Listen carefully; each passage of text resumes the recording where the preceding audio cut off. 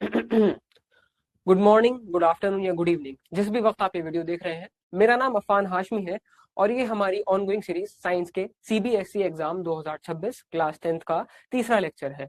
जैसा कि इस सीरीज के बारे में आपको मालूम है, ये सीरीज खासतौर से उन लोगों के लिए बनाई गई है जिन्होंने पूरे साल किताब को खोल के भी नहीं देखा है। और इस सीरीज में हमने पिछले 3 साल के पेपर को एनालिसिस करके बाकायदा उसको अच्छी तरह निचोड़कर इसमें सारे इंपॉर्टेंट क्वेश्चन उठा के रखे हैं जो 2026 में आने की बहुत ज्यादा चांसेस हैं। ठीक है, तो आज के लेक्चर में हम इस सीरीज के 2 और चैप्टर्स के इंपॉर्टेंट क्वेश्चंस को डिस्कस करने वाले हैं। ठीक है ना। तो आज के जो चैप्टर्स रहने वाले हैं आज के लेक्चर के लिए वो होंगे इलेक्ट्रिसिटी और magnetic effects of electric current. ये 2 चैप्टर हम आज डिस्कस करने वाले हैं। 5-5 क्वेश्चन हमने इस चैप्टर में रखे हैं। ठीक है, इन दोनों चैप्टर्स में रखे हैं जो पिछले 3 साल के पेपर के पैटर्न को देखकर हमने यहाँ पर इनको बनाया है। ठीक है ना। तो बच्चों, जैसा कि आप इस सीरीज के बारे में अब तक वाकिफ हो चुके होंगे कि ये जो सीरीज है दिस इज ये बिल्कुल स्पेशली उन बच्चों के लिए बनाई गई है जिन्होंने पूरे साल पढ़ाई नहीं करी है। मैं वापस से अपनी बात को रिपीट कर रहा हूँ और मैंने आपको ये गारंटी दी थी कि अगर आप जो क्वेश्चंस मैं इस सीरीज में आपको कराने वाला हूँ, अगर आप सिर्फ उतना भी कर लेते हैं, उनको अच्छी तरह प्रैक्टिस कर लेते हैं, उनको मेमोराइज कर लेते हैं और उनको रिवाइज कर लेते हैं, तो आपकी फर्स्ट डिवीजन गारंटीड है। आप सीबीएसई के एग्जाम में बहुत अच्छे नंबरों से पास हो जाएंगे, है ना। तो आज का लेक्चर स्टार्ट करते हैं फिर आज के पहले चैप्टर इलेक्ट्रिसिटी के साथ, है ना। तो इलेक्ट्रिसिटी में हमने ये 5 क्वेश्चन रखे हैं, जैसा कि आप देख सकते हैं।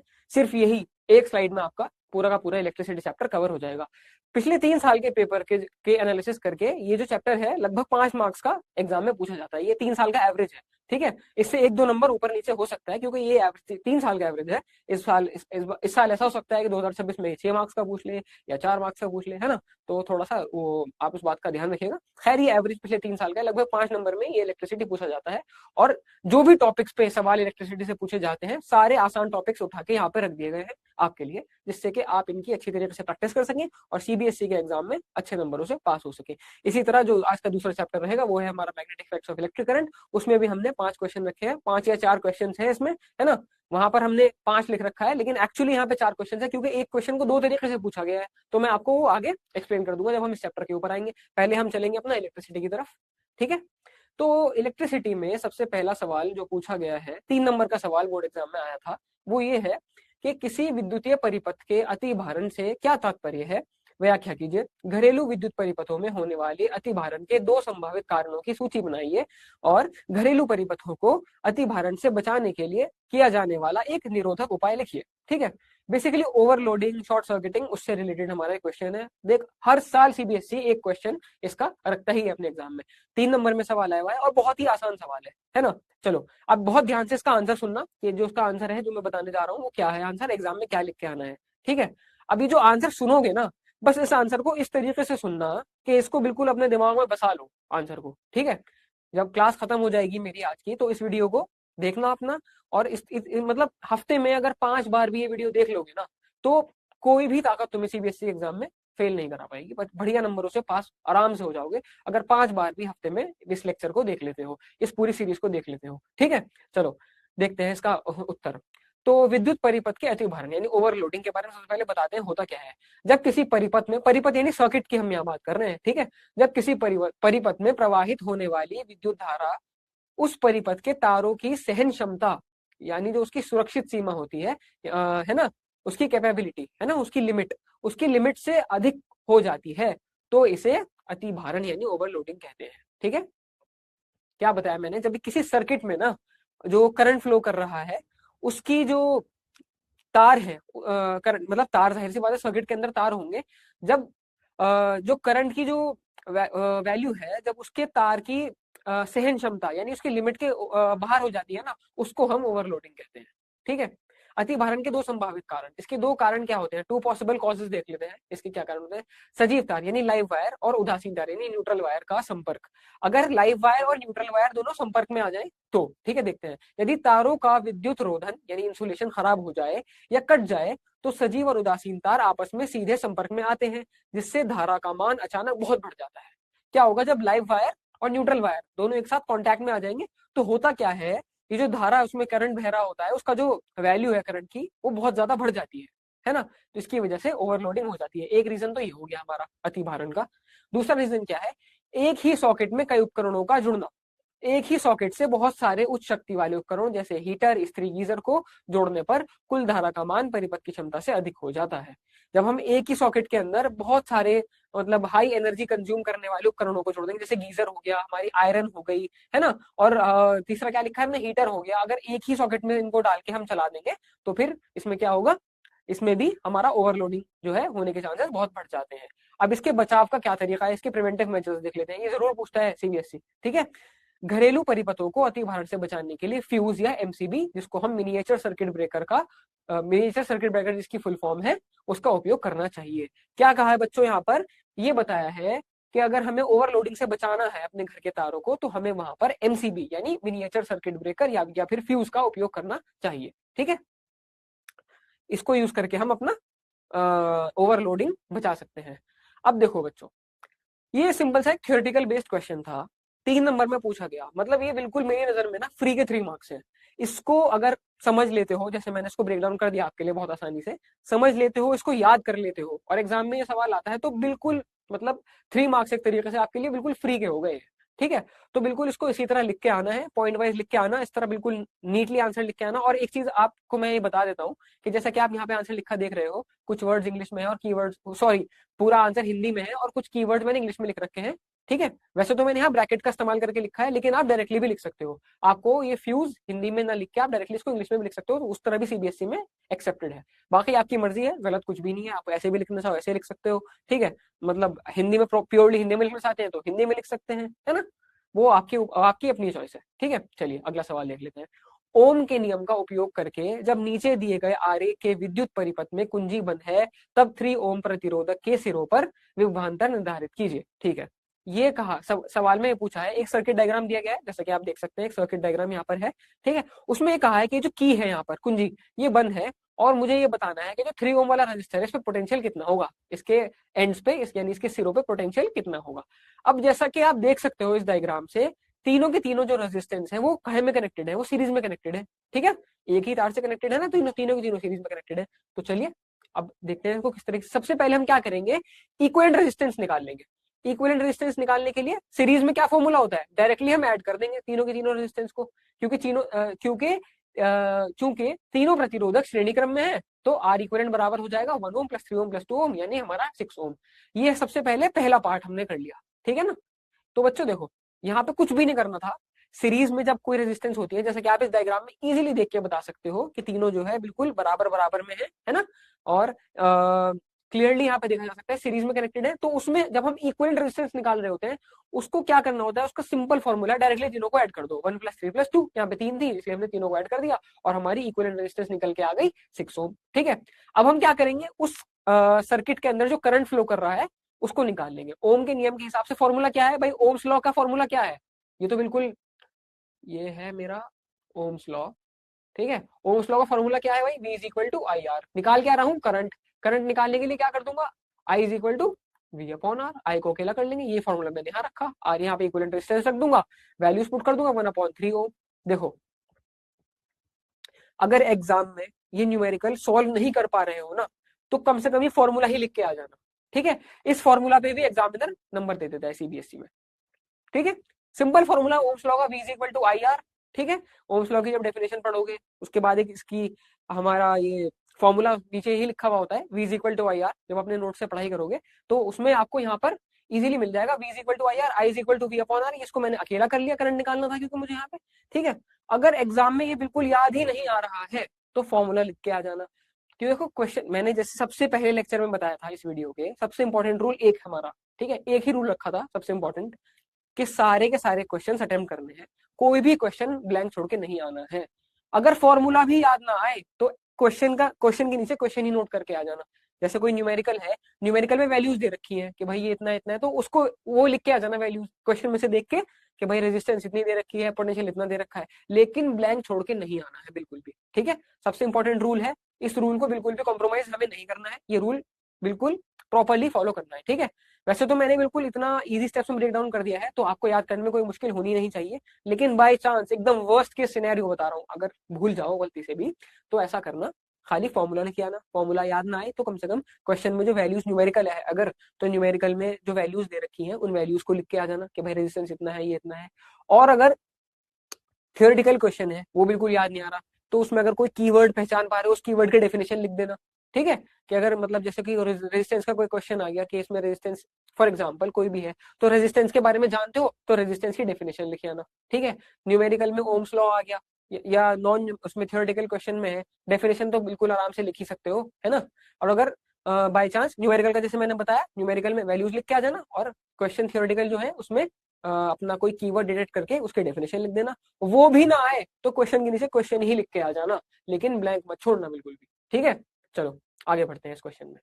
परिपथ में प्रवाहित धारा हमने निकाल ली, करंट है ना, V is equal to I R वाला फॉर्मूला यूज करके, आई को अकेला करके मैंने इतना निकाल लिया। अब मुझे 3 ओम वाला जो रेजिस्टर है उसके सिरों पर मुझे पोटेंशियल निकालना है। ठीक है, चलो देखते हैं।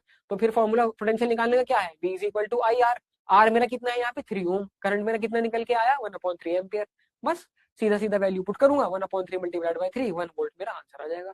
तो जो मेरा 3 ओम वाला प्रतिरोधक है यानी रेजिस्टर है, उसके सिरों पे जो पोटेंशियल होगा वो होगा मेरा 1 वोल्ट। ठीक है, इजी टू नंबर्स यहाँ पे भी, फॉर्मूला याद, वैल्यू पुट करी, आंसर निकाल दिया। ठीक है, चलो आगे बढ़ते हैं।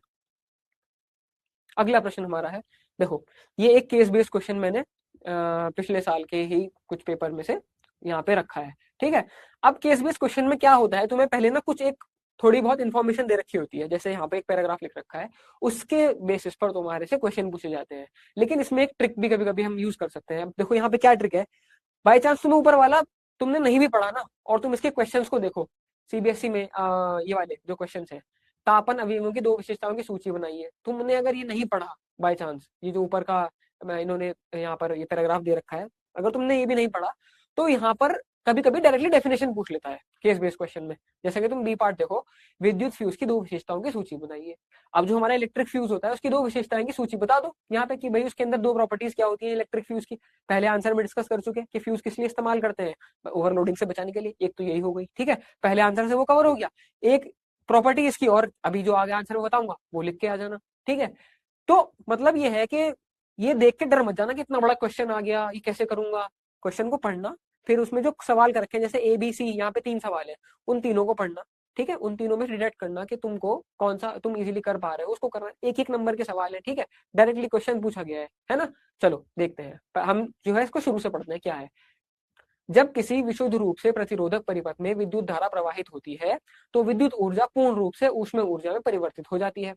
यह पाया गया है कि परिपथ में उत्पन्न ऊष्मा की मात्रा यानी कैपिटल H और I धारा के वर्ग, और धारा के वर्ग यानी I स्क्वायर के, चालक के प्रतिरोध कैपिटल R के, तथा चालक में जितने समय तक धारा प्रवाहित होती है उस समय T के क्रमानुपाती होती है। दूसरे शब्दों में H is equal to I square RT, जो हमारा हीट का फॉर्मूला, सॉरी जो हमारा हीट का फॉर्मूला है ना। वैद्युत युक्तियों जैसे विद्युत फ्यूज, विद्युत हीटर, विद्युत इस्त्री आदि है कि सभी विद्युत धारा के तापन प्रभाव पर आधारित है। ठीक है, इसी के ऊपर ये लोग काम, जितने भी हम यहाँ पे जो इन्होंने जितने भी डिवाइसेस लिस्ट करे हैं, इलेक्ट्रिक फ्यूज हो गया, इलेक्ट्रिक हीटर हो गया, है ना, इलेक्ट्रिक आयरन हो गई, ये जो होती है, ये सब के सब इसी प्रॉपर्टी, इसी रूल के ऊपर ये सब चलते हैं। H is equal to I square RT, यही इनका प्रिंसिपल है, इसी प्रिंसिपल पे ये लोग काम करते हैं। ठीक है, अब इसके आधार पर हमसे 3 क्वेश्चन पूछे गए हैं, जिसमें से A और B तो 1-1 नंबर के हैं, और C पार्ट हमारा 2 नंबर का है, उसमें हमें चॉइस भी दी गई है। चलो देखते हैं, सबसे पहला वाला क्या है। पहले पूछा है तापन अवयवों की 2 विशेषताओं की सूची बनाइए। ठीक है, ये जो हमारे तापन अवयव है यानी हीटिंग एलिमेंट्स जो हो गए हमारे, उनकी हमको 2 विशेषताएं लिखनी है, उनकी सूची बनानी है, एक लिस्ट बना के दिखानी है बेसिकली, और कुछ भी नहीं है। बी पार्ट में पूछा है विद्युत फ्यूज की 2 विशेषताओं की सूची बनाई है, 2 विशेषताएं किसकी बतानी है, इलेक्ट्रिक फ्यूज की। ठीक है, फिर तीसरे पार्ट में पूछा है उस नियम का नाम लिखिए जिस पर कोई विद्युत फ्यूज कार्य करता है। व्याख्या कीजिए कि विद्युत फ्यूज का तार किस प्रकार आकस्मिक उत्पन्न होने वाले उच्च विद्युत धारा के से विद्युत साधित्रों को क्षतिग्रस्त होने से बचाने में सक्षम होता है।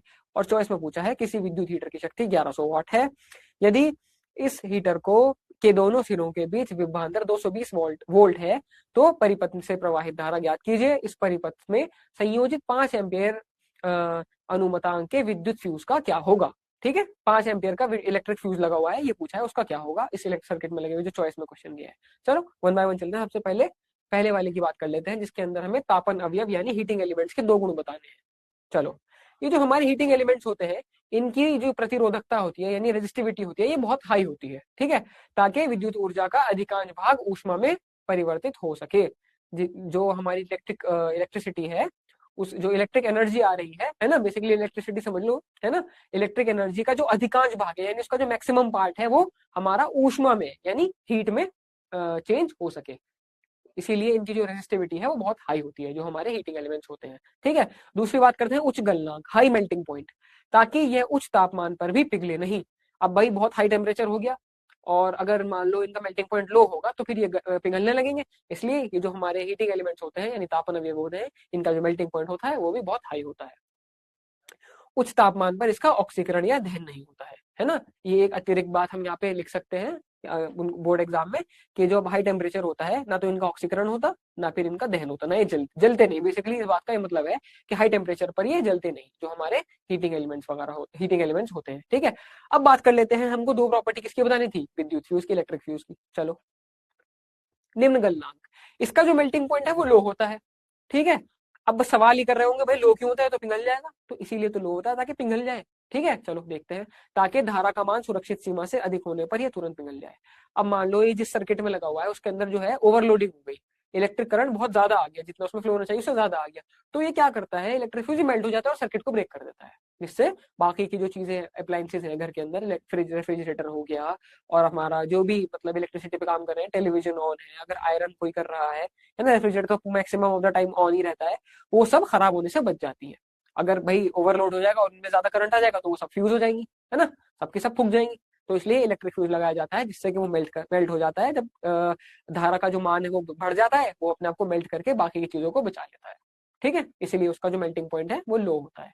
दूसरी इसकी प्रॉपर्टी है उचित प्रतिरोध यानी अप्रोप्रिएट रेजिस्टेंस। ये प्राय सीसा लेड और टिन की मिश्र धातु से बना होता है, ठीक है। ये जो होता है लेड और टिन की मिश्र धातु यानी अलॉय से मिलकर बनाया जाता है, इसकी रेजिस्टेंस बिल्कुल अप्रोप्रिएट इसीलिए होती है, ठीक है। अब हमसे सी पार्ट में क्या सवाल किया गया था, पहले वाले में जो ऊपर वाला सी पार्ट है, आई मीन मेरा मतलब है ये वाला जो सी पार्ट है, ठीक है ना। इसमें क्या सवाल है, उस नियम का नाम लिखिए जिस पर कोई विद्युत फ्यूज कार्य करता है। व्याख्या कीजिए कि विद्युत फ्यूज का तार किस प्रकार आकस्मिक उत्पन्न होने वाली उच्च विद्युत धारा से विद्युत साधित्रों को क्षतिग्रस्त होने से बचाने में सक्षम होता है, ठीक है। चलो देख लेते हैं इस वाले का आंसर। विद्युत फ्यूज का सिद्धांत और कार्य विधि। अब देखो, ये जो सवाल है एक तरीके से ये अनसीन पैसेज टाइप का सवाल हो गया, जो सी पार्ट वाला है। जो क्वेश्चन में हमको पैराग्राफ दिया गया था, ये देखो इस वाले क्वेश्चन में, यहाँ पर इन्होंने ऑलरेडी लिखा लिखा था कि विद्युत फ्यूज, विद्युत हीटर, विद्युत इस्त्री आदि ये सभी विद्युत धारा के तापन प्रभाव पर आधारित होते हैं, और यही इन्होंने सवाल में पूछ लिया। क्वेश्चन पढ़ के ही तुम आंसर बता सकते हो अगर तुम एक बार इसको ध्यान से पढ़ लोगे, और 2 नंबर में पूछा गया सवाल है, ठीक है। देखो सिद्धांत क्या है इसका, विद्युत धारा के तापीय प्रभाव जो क्वेश्चन में दिया गया है यानी heating effect of electric current पर कार्य करता है, ठीक है। ये वाला आंसर तो क्वेश्चन में से ही मिल गया, इसीलिए मैं कह रहा हूँ ध्यान से क्वेश्चन पढ़ना बहुत जरूरी है, ठीक है। फिर इसकी वर्किंग बता दें कि कैसे काम करता है कार्यविधि। जब परिपथ में दुर्घटना स्वरूप धारा का मान निर्धारित सीमा से अधिक हो जाता है तो जूल के तापन नियम यानी H is directly proportional to I square के अनुसार फ्यूज तार में उत्पन्न ऊष्मा बहुत बढ़ जाती है। निम्न गलनांक होने के कारण मतलब लो मेल्टिंग पॉइंट होने के कारण फ्यूज तार पिघलकर टूट जाता है और परिपथ विच्छेदित यानी ब्रेक हो जाता है, सर्किट जो है ब्रेक हो जाता है। इससे धारा का प्रवाह रुक जाता है और उपकरण जलने से बच जाते हैं। उपकरण जैसे रेफ्रिजरेटर जो भी मतलब उस टाइम पे यूज हो रहे हो सबके सब जलने से बच जाते हैं, ठीक है। एक तरीके से सेक्रीफाइसिंग रोल प्ले करता है ये तुम्हारा जो इलेक्ट्रिक फ्यूज होता है, ठीक है। तो ये चीज याद रखनी है ना। चलो अब चॉइस वाला सवाल देख लेते हैं। एक छोटा सा न्यूमेरिकल पूछ रखा है चॉइस वाले सवाल में, हमको ये कहा है कि एक इलेक्ट्रिक हीटर है जो जिसकी जो पावर है, शक्ति है वो 1100 वॉट है ना, और ये 220 वोल्ट पे काम, देखो मैं आपको दिखा देता हूँ एक बार क्वेश्चन दोबारा से। किसी विद्युत हीटर की शक्ति 1100 वॉट है। यदि इस हीटर में दोनों सिरों के बीच विभवांतर 220 वोल्ट है तो परिपथ में प्रवाहित धारा ज्ञात कीजिए। करंट पूछा है, ठीक है, पावर दे रखी है और पोटेंशियल दे रखा है, करंट पूछा है। इस परिपथ में संयोजित 5 एम्पियर अनुमतांक के विद्युत फ्यूज का क्या होगा, और ये कहा है ये जो परिपथ है इस सर्किट के अंदर एक 5 एम्पियर का फ्यूज भी लगा हुआ है, उसका क्या होगा। चलो बता देते हैं क्या होगा। देखो शक्ति दे रखी है कितनी, 1100 वॉट, ठीक है, विभवांतर कितना है यानी पोटेंशियल मेरा 220 वोल्ट। तो अब यहां से मैं जो पावर के लिए फॉर्मूला है किसका, करंट का, P is equal to V I, ये फॉर्मूला है, P is equal to V I, ये फॉर्मूला है। यहां से मैं करंट की वैल्यू निकाल लूंगा, I is equal to P upon V, इस तरह करके आई को करंट, आई को अकेला करके, है ना। उसके लिए बस मुझे ये फॉर्मूला याद होना चाहिए, P is equal to V upon I. जो उपकरण वाले सवाल होते हैं खासतौर से जैसे इलेक्ट्रिक हीटर है, उसमें ये फॉर्मूला काम आता है। पावर दे, या तो पावर पूछ लेगा तुम्हारे से पोटेंशियल और करंट दे के, या तो पावर और करंट दे देगा, तुम्हें से पोटेंशियल पूछ लेगा, या फिर तुम्हारे से जैसे इस सवाल में पूछा है करंट पूछ लेगा, पावर और पोटेंशियल तुम्हें दे रखा होगा। तो बहुत सिंपल फॉर्मूला, छोटा सा, P is equal to V upon I, इसको याद रखना। यहाँ से करंट को अकेला कर लिया, है ना, V इधर मल्टीप्लाई में था, उधर जाके डिवाइड में हो जाएगा, I is equal to P upon V। अब इसकी वैल्यूज पुट कर देंगे। P मुझे दे रखा है क्वेश्चन में 1100 वॉट, V मुझे दे रखा है 220 वोल्ट, यहाँ से मेरी करंट की वैल्यू निकल के आ गई 5 एम्पियर। ठीक है, 5 एम्पियर मेरी वैल्यू निकल के आ गई। अब फ्यूज कितने का लगा हुआ है, उसके अंदर कितने एम्पियर का फ्यूज लगा हुआ है, फ्यूज भी 5 एम्पियर का लगा हुआ है। तो जब 5 एम्पियर के फ्यूज पे क्या प्रभाव पड़ेगा देखते हैं। परिपथ में प्रवाहित धारा 5 एम्पियर, फ्यूज की रेटिंग 5 एम्पियर के बराबर है, बिल्कुल बराबर करंट फ्लो कर रहा है, तो फ्यूज नहीं पिघलेगा। ठीक है, फ्यूज पिघलेगा ही नहीं, है ना, फ्यूज विल नॉट ब्लो, और हीटर सामान्य रूप से कार्य करेगा, और जो हीटर है अपना नॉर्मली काम करता रहेगा। ठीक है, अगर मान लो इसमें हो जाती ओवरलोडिंग, करंट होता है इसके अंदर 6 एम्पियर और फ्यूज लगा हुआ है 5 एम्पियर का, तो फिर फ्यूज पिघल जाता। ठीक है ना, लेकिन अब फ्यूज जो है बिल्कुल नॉर्मल तरीके से काम करेगा, बिल्कुल अपना नॉर्मल रहेगा, और ना तो वो पिघलेगा ना ही वो उड़ेगा फ्यूज, है ना, कभी कभी ब्लो हो जाता है एकदम, तो वो भी नहीं होगा, है ना, और हीटर जो है अपना नॉर्मली काम करता रहेगा। ठीक है, चलो अगले प्रश्न की तरफ चलते हैं। अगला प्रश्न हमारा है, किसी विद्युत केतली का अनुमतांक 750 वॉट है और 220 वोल्ट है। ठीक है, मतलब इसके जो एंड्स पे पोटेंशियल है वो 220 वोल्ट है। इस केतली का उपयोग उस विद्युत परिपथ में किया जा सकता है जिसमें धारा अनुमतांक 3 एम्पियर का फ्यूज संयोजित है। अपने उत्तर के लिए कारण दीजिए। बिल्कुल सेम क्वेश्चन वैसा ही पूछ लिया दोबारा हमारे से। ठीक है, हमको क्या कहा, एक इलेक्ट्रिक केटल दे दी जिसका जो शक्ति है, उसकी जो पावर है वो 750 वॉट की है। ठीक है, और उसके जो एंड्स पे, जिस सर्किट्स में वो हमने उसको लगा रखा है, पोटेंशियल जो है उसके एंड्स पे कितना है, 220 वोल्ट का पोटेंशियल है। फिर उसी तरह वही फॉर्मूला यूज करके, same formula, P is equal to V upon I, वहां से करंट निकाल लूंगा अकेला करके, I is equal to P upon V, ये कर लिया मैंने, P upon V, value put करी, और मेरा करंट निकल कर आया 3.41 एम्पियर। ठीक है, फ्यूज कितने एम्पियर का लगा हुआ था, फ्यूज लगा हुआ था 3 एम्पियर का। ठीक है, तो अब केतली द्वारा ली गई धारा कितनी है, 3.4 एम्पियर, और फ्यूज की रेटिंग है 3 एम्पियर, ये उससे अधिक है।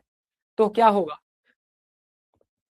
इस केतली का उपयोग हम नहीं कर पाएंगे, क्योंकि क्या होगा, जैसे ही केतली लगाओगे उस सर्किट के अंदर, फ्यूज अपना मेल्ट होगा या फिर उड़ जाएगा, ब्लो हो जाएगा। ठीक है, स्विच ऑन करते ही धारा फ्यूज की क्षमता से अधिक होने के कारण फ्यूज तार पिघल जाएगा और परिपथ टूट जाएगा, सर्किट ब्रेक हो जाएगा। यही होगा भाई। अब देखो, क्योंकि करंट ज्यादा है, उसको कितना करंट चाहिए, 3.41 एम्पियर, है ना, 3.41 एम्पियर किसको चाहिए, यही है ना, 3.41 ही निकला था ना हमारा, हाँ, 3.41 एम्पियर किसको चाहिए, इलेक्ट्रिक केटल को करंट। ठीक है, और फ्यूज की कैपेसिटी कितनी है, फ्यूज की है 3 एम्पियर, तो ये ज्यादा बड़ा हो जाएगा ना, क्योंकि ये ज्यादा बड़ा है 3.413 से, इसीलिए जो क्या होगा, सर्किट जो है ब्रेक हो जाएगा, फ्यूज हमारा उड़ जाएगा। ठीक है, तो ये नहीं चलेगा, कम से कम हमें 4 एम्पियर का यहाँ पर जो फ्यूज है वो लगाना पड़ेगा इस सर्किट को वर्क कराने के लिए। ठीक है, बिल्कुल सेम क्वेश्चन पूछा है उसी तरीके से, है ना, हर साल पूछता है इस तरह का सवाल, तो इसको बहुत अच्छी तरह याद करना। फॉर्मूला बिल्कुल simple, P is equal to V upon I, वहां से जो भी निकालना है उसको अकेला कर लेंगे। ठीक है, यही सेम स्टेप अप्लाई होगा, चाहे पोटेंशियल निकालो चाहे करंट निकालो। ठीक है, अगर पावर निकालनी है फिर तो सीधा V की वैल्यू रखो, I की वैल्यू रखो, मल्टीप्लाई करो, आंसर निकालो, है ना। तो बस ये फॉर्मूला याद रखना, P is equal to V upon I, जो निकालना है उसको अकेला कर लेना। ठीक है, और अपना इसको सॉल्व कर देना। चलो, इजी 2 नंबर तुम्हारे यहाँ पर। चलो अगला क्वेश्चन देख लेते हैं, 3 मार्क्स का क्वेश्चन पूछा है। 2 एम्पियर, 3 एम्पियर और 6 एम्पियर के 3 प्रतिरोधक श्रेणी क्रम और पार्श्व क्रम में संयोजित हैं। प्रतिरोधकों की इन व्यवस्थाओं के आरेखित कीजिए और प्रत्येक व्यवस्था का तुल्य प्रतिरोध ज्ञात कीजिए। बहुत सिंपल क्वेश्चन, अगेन बिल्कुल फ्री के 3 मार्क्स यहाँ पर पूछे गए हैं। ठीक है, दिए तुमको मिल सकते हैं। करना क्या है, क्वेश्चन में देखो ये कहा है तुम्हारे पास 3 रजिस्टर है जो 2 ओम, 3 ओम और 6 ओम, मैंने गलती से एम्पियर पढ़ दिया था शायद उसको, पहले क्वेश्चन पढ़ते हुए ओम की बात कर रहे हैं यहाँ पर। 2 ओम, 3 ओम और 6 ओम के 3 प्रतिरोधक हैं तुम्हारे पास। ठीक है, तो अब इनको श्रेणी क्रम में जोड़ा गया और इनको पैरेलल, श्रेणी क्रम यानी सीरीज में जोड़ा गया और पांचक्रम यानी पैरेलल में जोड़ा गया। अब हमारे से पूछा क्या है, प्रतिरोधकों की इन व्यवस्थाओं को आरेखित कीजिए। दोनों मतलब पहले तो डायग्राम बना के देखिए, ये कहा है कि पहले सीरीज में जोड़ो फिर उसका डायग्राम बनाओ, फिर पैरेलल में जोड़ो फिर उसका डायग्राम बनाओ। ठीक है, ये एक तो बात ये कह दी। दूसरा क्या बताया है, दूसरा क्या पूछा है, और ये कहा है इनका इक्विवेलेंट रेजिस्टेंस निकालो। पहले सीरीज में निकालना, फिर इनका निकालना इक्विवेलेंट रेजिस्टेंस पैरेलल में। चलो पहले सीरीज में देख लेते हैं। सबसे पहले हाँ, हमारे पास 3 रेजिस्टर है। पहला R1, पहले को R1 कह दूंगा, दूसरे को R2, तीसरे को R3। क्वेश्चन में ही दिया गया है R1 2 ओम, R2 3 ओम और R3 6 ओम 6 ओम। ठीक है, अब सीरीज कॉम्बिनेशन के लिए इक्विवेलेंट रेजिस्टेंस का फॉर्मूला क्या होता है, सीधा ऐड कर दो उठा के 2 + 3 + 6, है ना, तुम्हारी इक्विवेलेंट रेजिस्टेंस निकल के आ जाएगी सीरीज में। एस यहाँ पर डिनोट कर रहा है सीरीज को, यानी इक्विवेलेंट रेजिस्टेंस सीरीज की कितनी निकल के आई, 11 ओम निकल के आई। उसका सर्किट डायग्राम ये सिंपल सा डायग्राम हो गया। ये हो गया मेरा पॉजिटिव टर्मिनल, ये हो गया मेरा नेगेटिव टर्मिनल, है ना। ठीक है, एक बैटरी से मैंने इनको जोड़ दिया और इस तरीके से इनको कुछ सीरीज में मैंने कनेक्ट कर दिया।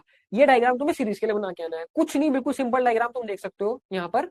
बिल्कुल ये डायग्राम तुम्हें बना के आना है सेम एज इट इज, और तुम्हें 1.5 मार्क्स यहाँ पे कंफर्म हो जाएगा, और 1.5 मार्क्स मिलेगा पैरेलल के लिए यही करने के लिए। ठीक है, पैरेलल में जो फॉर्मूला होता है इक्वल रेजिस्टेंस का, वो होता है सॉरी 1/RP = 1/R1 + 1/, वहां पे तो करते हैं डायरेक्टली ऐड, यहाँ करेंगे फ्रैक्शनल फॉर्म में ऐड, है ना। सीरीज में तो डायरेक्ट ऐड कर दिया 2 + 3 + 6, यहाँ पे बस क्या करना है, यहाँ पे फ्रैक्शनल फॉर्म में ऐड करना है। और जो इसका डायग्राम होगा वो कुछ इस तरीके से बना के आ जाना। ये आ गई मेरी पहली रेजिस्टेंस जुड़ी हुई यहाँ पे, ये मेरी दूसरी रेजिस्टेंस। रुको रुको दोबारा से बना लेते हैं थोड़ा नीटली। चलो अब देखो, ये पहली रेजिस्टेंस,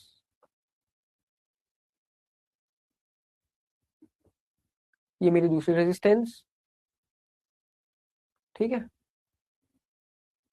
और ये मेरी तीसरी रेजिस्टेंस। रुको रुको रुको, तीसरी रेजिस्टेंस को बना लेते हैं नीटली थोड़ा, ये, और ये कनेक्टेड है एक ही बैटरी से तीनों।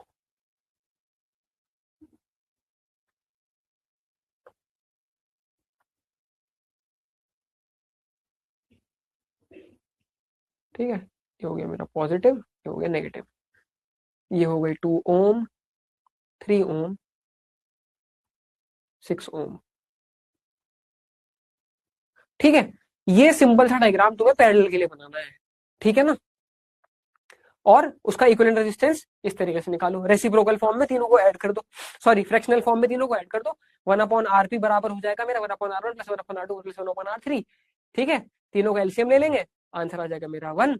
अब जब इसको मैं रेसिप्रोकल कर दूंगा तो मेरी इक्विवेलेंट रेजिस्टेंस निकल के आ जाएगी 1 ओम। ठीक है, ये आरपी मेरा बराबर आया 1 ओम के। ठीक है, चलो अब हम बढ़ते हैं अपने अगले क्वेश्चन की तरफ। ठीक है, 1.5 मार्क्स यहाँ पे, और टोटल तुम्हारे 3 मार्क्स इस क्वेश्चन में तुम्हें इजीली मिल जाएंगे। ठीक है, चलो अगला क्वेश्चन। अब हमारा अगला चैप्टर शुरू हो जाता है। 4 ही सवाल इसके अंदर है ना। मैंने जैसे कि आपको बताया एक सवाल 2 तरीके से पूछा चला जाता है इसके लिए, इस चैप्टर में, तो इसलिए वहां पे हमने इनिशियली जो हमारा पहला वाला स्लाइड है वहां पे 5 लिख रखा है, बल्कि 3 सवाल इसमें ऐसे थे जो एक तरीके से पूछे गए थे, मैंने आपको एग्जाम्पल देने के लिए 2 रख लिए यहाँ पे। ठीक है, सबसे पहला सवाल इस चैप्टर का, परिनालिका किसे कहते हैं, यानी सोलिनोइड का सवाल है। ठीक है बच्चों, ये जो सोलिनोइड है ना, इस चैप्टर से सबसे इंपॉर्टेंट टॉपिक है, इसके बारे में सीबीएसई बोर्ड पूछता ही पूछता है हर साल। ठीक है, सोलिनोइड के बारे में पूछेगा, उसकी डेफिनेशन पूछ लेगा, ठीक है, उसका डायग्राम कह देगा कि उसकी भाई फील्ड लाइंस बना के दिखा दो, सोलिनोइड के अराउंड जो मैग्नेटिक फील्ड लाइंस है वो किस तरीके की होती है। और एक कभी कभी ये भी पूछ लेता है कि किसी भी लोहे के पीस को एक इलेक्ट्रोमैग्नेट में कैसे बदलोगे। ठीक है, तो वो सब हम यहाँ पे डिस्कस करने वाले हैं। चलो पहले सवाल पढ़ लेते हैं क्या है। परिनालिका किसे कहते हैं, किसी धारावाही परिनालिका के चुंबकीय क्षेत्र के पैटर्न को दर्शाने के लिए आरेख खींचिए। देखो डायग्राम पूछ लिया मैग्नेटिक फील्ड लाइंस का, और एक समान चुंबकीय क्षेत्र के प्रदेश का नाम लिखिए। चलो ठीक है, फिर सवाल किस तरह पूछा है, परिनालिका की परिभाषा लिखिए। चलो एक ही बात होगी, परिनालिका किसे कहते हैं, परिनालिका की परिभाषा लिखिए। सोलिनोइड के बारे में पूछा है, किसी धारावाही परिनालिका के चारों ओर उत्पन्न चुंबकीय क्षेत्र रेखाओं का पैटर्न आरेखित कीजिए। वही सेम क्वेश्चन दोबारा जो ऊपर वाले पूछा है। उल्लेख कीजिए कि उस चुंबकीय क्षेत्र का उपयोग नर्म लोहे जैसे किसी चुंबकीय पदार्थ को चुंबकित करने में किस प्रकार किया जा सकता है, वही इलेक्ट्रोमैग्नेट कैसे बनाया जा सकता है। ठीक है, किसी भी नर्म लोहे को, वो पूछ लिया। चलो अब देख लेते हैं इनका उत्तर क्या है। परिनालिका यानी सोलिनॉइड होता क्या है पहले वो बताते हैं। पास पास लिपटे विद्युत रोधी तांबे के तार की बेलन की आकृति की अनेक फेरों वाली कुंडली को परिनालिका यानी सोलिनॉइड कहते हैं। ये तो हो गए भाई इसकी डेफिनेशन। ठीक है, फिर क्या पूछा था उसका, चुंबकीय क्षेत्र रेखाओं का पैटर्न पूछा था। चुंबकीय क्षेत्र रेखाओं का पैटर्न कैसा होगा इसका, चलो देखो कुछ इस तरीके से तुम देख सकते हो कि इसकी जो चुंबकीय क्षेत्र रेखाएं हैं ये रही। ठीक है, मैग्नेटिक फील्ड लाइंस यहाँ पर लेबल भी हुआ है, इस तरीके से इसकी मैग्नेटिक फील्ड लाइंस होती है सोलिनॉइड की, है ना। यही डायग्राम देखो, कुछ इसमें इतना डिफिकल्ट तो है नहीं, तुम्हें एग्जाम में यही डायग्राम सिमिलरली बना के आना है। भाई इतना तो तुम्हारे सोलिनॉइड का स्ट्रक्चर हो गया है, यहाँ पे एक कर्व हो रहा है पूरा, एक बैटरी लगी हुई है, एक स्विच लगा हुआ है, सिंपल सर्किट डायग्राम बनाया, और फिर उसके तुमको जो है मैग्नेटिक फील्ड लाइंस बना के दिखानी है। भाई दो, एक लाइन इधर हो गई, एक लाइन इधर हो गई, एक लाइन इधर, एक लाइन इधर, मोटी मोटी 4 लाइनें तुमको उसकी बना के दिखानी है।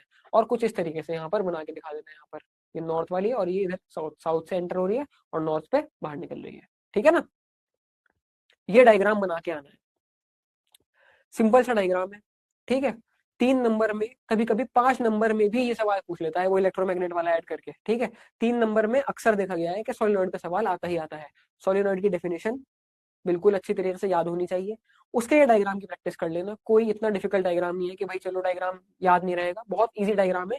एक सर्किट डायग्राम में मैग्नेटिक फील्ड लाइंस को रिप्रेजेंट करना है, किसकी, सोलिनॉइड की जो मैग्नेटिक फील्ड लाइंस है। ठीक है, चलो अब इसका अगला देख लेते हैं, विद्युत चुंबक बनाना, मेकिंग एन इलेक्ट्रोमैग्नेट।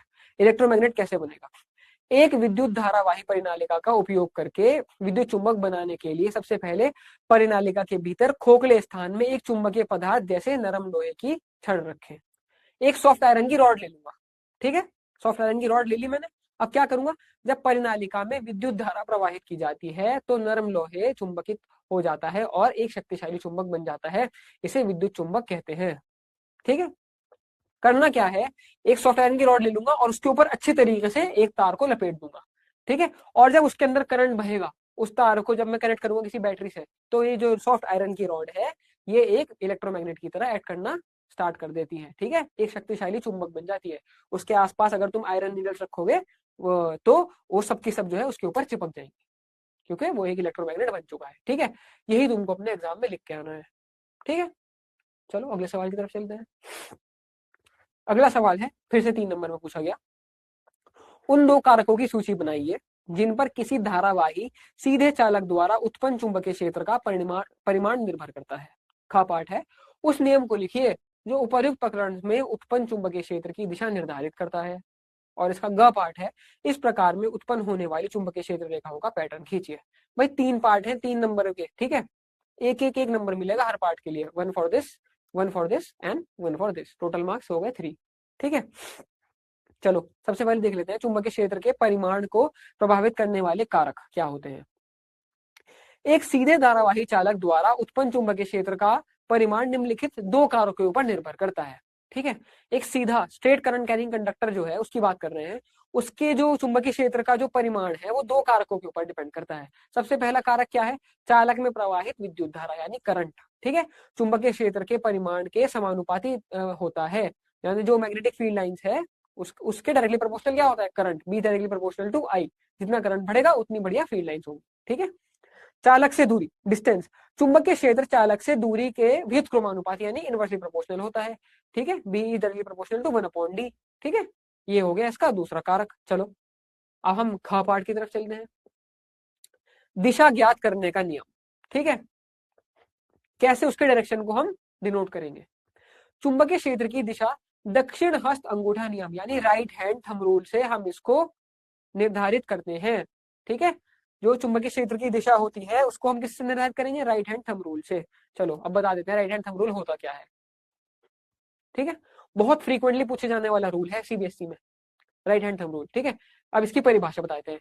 यदि आप किसी सीधे धारावाही चालक को अपने दाहिने हाथ में इस प्रकार पकड़े, ठीक है, मान लेता हूं ये मेरे पास जो है ये एक स्ट्रेट करंट कैरिंग कंडक्टर है, कि आपका अंगूठा विद्युत धारा की दिशा की ओर संकेत करता हो, और ये जो मेरा अंगूठा है दिस इज ये जो है मतलब मान लो जो करंट की जो डायरेक्शन है वो ऊपर की तरफ है। ये जो मेरा अंगूठा है राइट हैंड का, ये किसकी तरफ इशारा कर रहा है, करंट की डायरेक्शन की तरफ। अब ये मेरे पास है स्ट्रेट करंट कैरिंग कंडक्टर, है ना, ये कर रहा है अंगूठा मेरा करंट की डायरेक्शन में दिशा को दर्शा रहा है।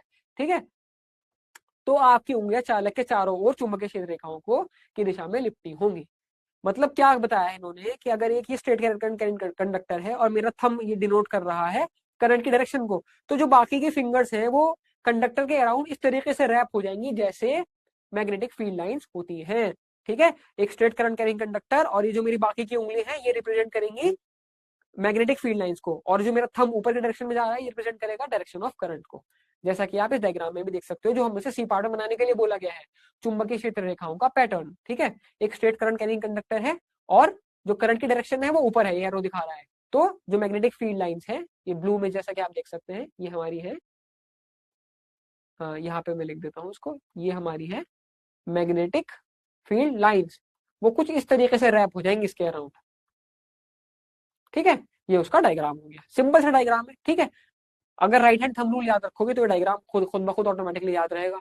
एग्जाम में जो पेन होगा जिससे लिख रहे होंगे उसको मान लेना एक स्ट्रेट करंट कैरिंग कंडक्टर, और उसको इस तरीके से पकड़ लेना। भाई ऊपर वाली डायरेक्शन थंब की जो है वो करंट की हो गई, और बाकी इसके अराउंड जो उंगली रैप्ड है वो होगी तुम्हारी मैग्नेटिक फील्ड डायरेक्शन। वैसा ही डायग्राम बना के आ जाना, अपना पूरे नंबर मिल जाएंगे इजिली। ठीक है, चलो अगले सवाल की तरफ चलते हैं। ये भी एक बहुत ही इंपॉर्टेंट रूल है जो हर साल पूछा जाता है। फ्लेमिंग का वाम हस्त नियम लिखिए, फ्लेमिंग का लेफ्ट हैंड रूल। ठीक है, इस नियम का अनुप्रयोग करके आरेख में दर्शाए अनुसार किसी एक समान चुंबकीय क्षेत्र में स्थित किसी सीधे धारावाहिक चालक ए बी पर लगे बल की दिशा निर्धारित कीजिए। ठीक है, क्या होगा यदि इस चुंबकीय क्षेत्र में जिस दिशा में चालक ए बी में विद्युत धारा प्रवाहित हो रही है उसी दिशा में कोई इलेक्ट्रॉन प्रवेश करता है? अपने उत्तर की पुष्टि के लिए कारण दीजिए। 3 नंबर का बहुत ही बढ़िया सवाल हमसे पूछा गया है। चलो सबसे पहले हम Fleming left hand rule discuss कर लेते हैं, वो क्या है। देखो, ये फ्लेमिंग्स लेफ्ट हैंड रूल जो है ना, बहुत फ्रीक्वेंटली आपका राइट हैंड थंब रूल हो गया, फ्लेमिंग्स का लेफ्ट हैंड रूल हो गया, इस magnetic effects of electric current वाले चैप्टर में देखा गया है। सीबीएसई के एग्जाम में बहुत फ्रीक्वेंटली पूछे जाने वाली चीजें हैं। तो इनको बिल्कुल, ये रूल्स है ना, इनको तो बिल्कुल रट के जाना है, क्योंकि एज इट इज लिखने होते हैं रूल्स। रूल्स में हम अपनी तरफ से कुछ चेंजेस नहीं कर सकते। भाई रूल तो रूल है ना, तो उसको जैसा हमको पढ़ाया गया है वैसे ही हमको लिख के आना है। बेसिक्स इसकी छोटी सी डेफिनेशन है, वो याद कर लेना। यदि हम अपने बाएं हाथ के अंगूठे बाएं हाथ का अंगूठा ये हो गया, तर्जनी हमारी फोर फिंगर हो गई, और मध्यमा यानी मिडिल फिंगर हो गई, एक दूसरे को इस प्रकार लंबवत यानी परपेंडिकुलर फैलाएं, कुछ इस तरीके से। ठीक है, सारे के सारे एक दूसरे के परपेंडिकुलर, ये इसके परपेंडिकुलर, ये इसके परपेंडिकुलर। ठीक है, इस तरीके से फैलाएं तो तर्जनी चुंबकीय क्षेत्र मैग्नेटिक फील्ड की दिशा दिखाएगी। जो तर्जनी है हमारी यानी फोर फिंगर है, ये तो दिखाएगी मैग्नेटिक फील्ड की डायरेक्शन। मध्यमा दिखाएगी हमें इलेक्ट्रिक करंट की डायरेक्शन, है ना, और अंगूठा दिखाएगा चालक पर लगने वाले बल की दिशा को, मतलब ऊपर की तरफ लगेगा बल। ये हो गई मेरी जो मैग्नेटिक फील्ड की डायरेक्शन, और ये हो गई मेरी इलेक्ट्रिक करंट की direction left hand thumb rule के हिसाब से। ठीक है, तर्जनी चुंबकीय की दिशा दिखाएगी, मध्यमा दिखाएगी हमें करंट की प्रवाहित धारा की दिशा, और अंगूठा चालक पर लगने वाली फोर्स की दिशा को इंगित करता है। अब चालक एबी पर बल की दिशा, अब हमें एक डायग्राम दिया गया है, ये देखो, है ना, ये है हमारी विद्युत क्या बोलते हैं, चुंबकीय क्षेत्र इस तरीके से है कुछ, है ना, मैग्नेटिक फील्ड लाइंस हमारी इस तरफ है ना, मतलब इस तरीके से। समझ गए बात? अब देखते हैं, तो हमसे क्या पूछा है, चालक एबी पर बल की दिशा पूछी है। अब जब मैग्नेटिक फील्ड लाइंस कौन सी दिखाती है, तर्जनी दिखाती है ना मैग्नेटिक फील्ड लाइंस, तो मैं इसको अलाइन कर लूंगा कहाँ पे, तर्जनी उंगली को इस डायग्राम के हिसाब से मैं अलाइन कर लेता हूँ। ये दिखाती है मैग्नेटिक फील्ड लाइंस की दिशा, तो ये जा रही है इस तरफ, है ना। और अब हमसे क्या पूछा है, इस पे लगने वाले बल की दिशा कहाँ होगी। चित्र में चुंबकीय क्षेत्र दाईं ओर है और धारा ऊपर की ओर है। धारा कहाँ है, ऊपर की तरफ। ये हमें दे रखा है कि विद्युत धारा जो है मेरी वो ऊपर की तरफ है। ये देखो, इस तरीके से हो गया ना कुछ, विद्युत धारा ऊपर की तरफ और चुंबकीय क्षेत्र मेरा राइट की तरफ है ना। तो जो बल की दिशा होगी, जो लगने वाला फोर्स है मेरा उस कंडक्टर के ऊपर, चालक के ऊपर, वो लगेगा कागज के तल के लंबवत भीतर की ओर, यानी इनटू द पेज, पेज की तरफ, अंदर की तरफ, है ना। पेज के अंदर घुसता हुआ होगा क्या, पेज के अंदर घुसता हुआ हमारा होगा फोर्स का डायरेक्शन। ठीक है, अब देखो डायग्राम की मदद से समझो इसको। तर्जनी क्या दिखाती है, मैग्नेटिक फील्ड की डायरेक्शन, है ना। ये तो हो गई मेरी तर्जनी, और विद्युत धारा है मेरी ऊपर की तरफ। तो जो मेरा थंब है ऑटोमेटिकली, अगर मैं इनको परपेंडिकुलर रखता हूँ और कुछ इस तरीके से दिखाना पड़ेगा मुझे ऐसे करके, तो थंब जो है मेरा वो into the page he point out करेगा, जो कि हमने आंसर लिखा है ना। कागज के तल के लंबवत भीतर की ओर, यानी इनटू द पेज, पेज के अंदर की तरफ जो है बल की दिशा लग रही होगी, मतलब जो फोर्स की डायरेक्शन है वो होगी पेज की तरफ, पेज के अंदर की तरफ। ठीक है, अब इलेक्ट्रॉन पर अगर इसमें इलेक्ट्रॉन घुस जाता है, उसके ऊपर क्या प्रभाव पड़ेगा ये पूछा है, चलो बता देते हैं। इलेक्ट्रॉन एक ऋणावेशित कण यानी नेगेटिवली चार्ज पार्टिकल है, पता ही होता है भाई, इलेक्ट्रॉन तो एक नेगेटिवली चार्ज पार्टिकल है। तो फ्लेमिंग का नियम धनात्मक आवेश के प्रवाह यानी पारंपरिक धारा के लिए होता है, क्योंकि इलेक्ट्रॉन भी धारा की दिशा में ऊपर की ओर गति कर रहा है, तो ऋणावेश होने के कारण उस पर लगने वाले बल का, चालक पर लगने वाला बल की विपरीत दिशा में होगा। अब क्योंकि इलेक्ट्रॉन के ऊपर, इलेक्ट्रॉन भी नेगेटिवली चार्ज होता है ना, और उसकी डायरेक्शन भी बिल्कुल सेम है ना, तो इसमें क्या होगा, इस पे जो फोर्स लग रही होगी ये, जैसे पेज में तो इनटू द पेज लग रही थी, उसके अपोजिट डायरेक्शन में लगेगी। इलेक्ट्रॉन पर बल कागज के तल के लंबवत बाहर की ओर, आउट ऑफ द पेज लगेगा। इसमें जो डायरेक्शन ऑफ फोर्स होगी वो होगी बाहर की तरफ, फ्लेमिंग्स के नियम के हिसाब से। ठीक है, आंसर में हमने यही बताया है, क्योंकि इलेक्ट्रॉन भी धारा की दिशा में, मतलब जो इलेक्ट्रॉन और करंट की डायरेक्शन बिल्कुल सेम है, ऊपर की ओर गति कर रहा है, तो ऋणावेश नेगेटिव होने की वजह से उस पर लगने वाला जो फोर्स होगा इलेक्ट्रॉन पर, वो पेज से बाहर की तरफ की, मतलब आउट ऑफ द पेज लगेगा। ठीक है, तो बच्चों यही क्वेश्चन हमने रखे थे इन 2 चैप्टर्स में। ठीक है, और जैसा कि मैंने आपको इस लेक्चर की शुरुआत में ही बता दिया था कि ये जो चैप्टर्स हैं हमारे मैग्नेटिक इफेक्ट्स और इलेक्ट्रिसिटी जो है, मैग्नेटिक इफेक्ट तो लगभग एवरेज 6 मार्क्स का पूछा जाता है और इलेक्ट्रिसिटी 5 मार्क्स का पूछा जाता है, तो लगभग 11-12 नंबर का आपका यहाँ से और तैयारी हो गई है ना। तो फिजिक्स आपकी इन 2 लेक्चर्स में हमने जो फिजिक्स के चैप्टर्स हैं, 4 chapter, light, human eye, electricity और magnetic effects of electric current, हमने इस सीरीज के दूसरे एपिसोड और तीसरे एपिसोड में कंप्लीट कर दिए हैं। ठीक है ना, तो अगर आप इन 4 चैप्टर्स की वीडियोस, 2 अलग अलग वीडियो हो गई ना भाई, ह्यूमन आई और लाइट की अलग है, इलेक्ट्रिसिटी और मैग्नेटिक की अलग है, इन दोनों वीडियोस को 5-5 बार देख लोगे ना, 5 बार पहले मतलब लेक्चर नंबर 2 और 5 बार लेक्चर नंबर 3 देख लोगे ना, तो दोनों के दोनों आपके जो चारों के चारों चैप्टर्स हैं फिजिक्स के, बहुत अच्छे तरीके से प्रिपेयर हो जाएंगे। बस करना ये है, कंसिस्टेंटली हफ्ते में 5 बार इन दोनों वीडियोस को देखना है। ठीक है, देखो एग्जाम अब बहुत पास आ चुके हैं और पूरे साल हमने पढ़ाई करी नहीं है, तो हमारे पास ले देकर यही ऑप्शन बचते हैं। ठीक है, और मैं तो आपको कह रहा हूँ कि अगर आप इसको बहुत अच्छे तरीके से प्रिपेयर कर लोगे तो आप बहुत ही अच्छे नंबरों से सीबीएसई एग्जाम में पास होंगे, इवन फर्स्ट डिवीजन भी। मैं तो आपको गारंटी कर रहा हूँ कि अगर आप बहुत अच्छे तरीके से इसको प्रिपेयर करते हो। हमने क्या रूल बनाया था, ठीक है, प्रैक्टिस, मेमोराइज, रिवाइज, पीएमआर, उस रूल को फॉलो करिए, अपना अच्छे तरीके से पढ़ते रहिए, और मैं आपको मिलता हूँ अगली वीडियो में 2 और नए चैप्टर्स के साथ। ठीक है, तब तक के लिए थैंक यू।